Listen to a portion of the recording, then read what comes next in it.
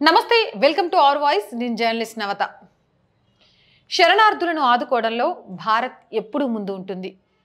భారత్ తన దాతృత్వాన్ని మరోసారి చాటుకుంది ముస్లిమేతరుల హిందువులకు భారత పౌరసత్వం కల్పించేలా కేంద్రం తీసుకొచ్చిన సిఏఏ చట్టాన్ని అమలు చేసేందుకు గుజరాత్ ప్రభుత్వం శ్రీకారం చుట్టింది ఇందులో భాగంగా అహ్మదాబాద్లో స్థిర నివాసం ఏర్పాటు చేసుకున్న 18 మంది పాకిస్తానీ హిందూ శరణార్థులకు భారత పౌరసత్వం లభించింది అహ్మదాబాద్ జిల్లా కలెక్టర్ కార్యాలయంలో జరిగిన కార్యక్రమంలో రాష్ట్ర హోంశాఖ సహాయ మంత్రి హర్ష సంఘవి వారికి పౌరసత్వం ప్రదానం చేశారు ఈ మేరకు ప్రభుత్వం ఒక ప్రకటన విడుదల చేసింది ఇప్పటివరకు 1167 మందికి పౌరసత్వం ఇచ్చినట్లు పేర్కొంది 2016-2018 గెజెట్ నోటిఫికేషన్ ప్రకారం పాకిస్తాన్ ఆఫ్ఘనిస్తాన్ బంగ్లాదేశ్ మైనారిటీలకు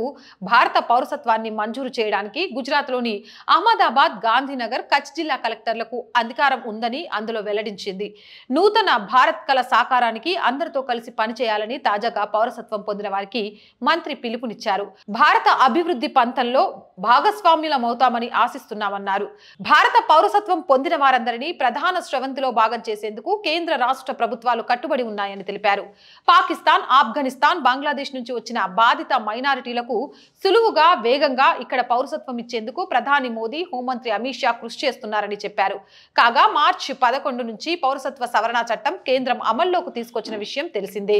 ఇలాంటి మోర్ వీడియోస్ కోసం మన ఛానల్ వెంటనే సబ్స్క్రైబ్ చేయండి వీడియో నచ్చినట్లయితే లైక్ చేయండి షేర్ చేయండి అండ్ సపోర్ట్ చేయాలనుకునే వాళ్ళు